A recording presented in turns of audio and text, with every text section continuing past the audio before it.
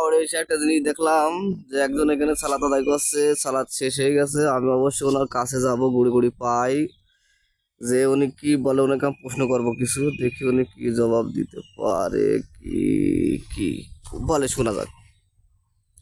আসসালামু আলাইকুম। ওয়ালাইকুম আসসালাম আপনি এই যে এখানে যে সালাত আদায় করছেন, এত জায়গা থাকছে, মসজিদ এবং মাদ্রাসা, ধর্মের তো বহুত স্থান আছে, আপনি এত জায়গা থেকে এখানে আর বহুত জায়গা আমি ঘুরলাম, কোথাও শুধু কোলাহল কোলাহল।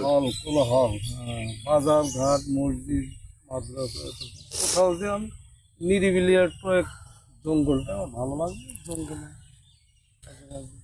তাহলে আপনি এই যে নিরিবিলি জঙ্গলে আসেন, তাতে আপনি যে এখানে কি নিয়মিত প্রতিদিন ইবাদত করেন না? বেশিরভাগই নিয়মিত এখানে ইবাদত, বিভিন্ন জঙ্গলেও যাই এখানে। জঙ্গলে আপনি কোন কোন জঙ্গলে গেছেন বাংলাদেশে? এই ওই যে সামনে কালোগাজী ফকির বাবার ওখানে যাই, 12 বাজার কালুগা সম্ভবতী। সম্ভবত ওখানেও গিয়েছি। ওই সামনে একটা কালোগাজী রাস্তানা আছে, ওখানেও আপনি যান? ওখানেও যাই। নীলকুঠির নিচে এই যে একটা কুঠি আছে, ওখানেও যাই।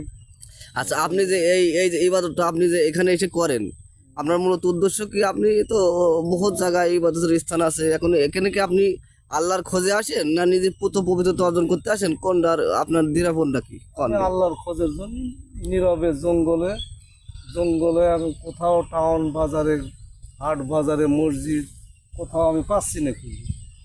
তার প্রেক্ষিতে আমি এই জঙ্গলে নদীর ধারে জঙ্গলে আমি এই যে দেখতে পাচ্ছেন ভাই সকল, এই যে একটা বাঁশঝাড়ের তলায় মানুষটা বসে বসে ইবাদত করছে, অবশ্য বাঁশঝাড়। আর এই যে একটা পুকুর, এই যে আপনারা দেখেন একটা পুকুর দেখতে পাচ্ছেন, এটা পুকুর।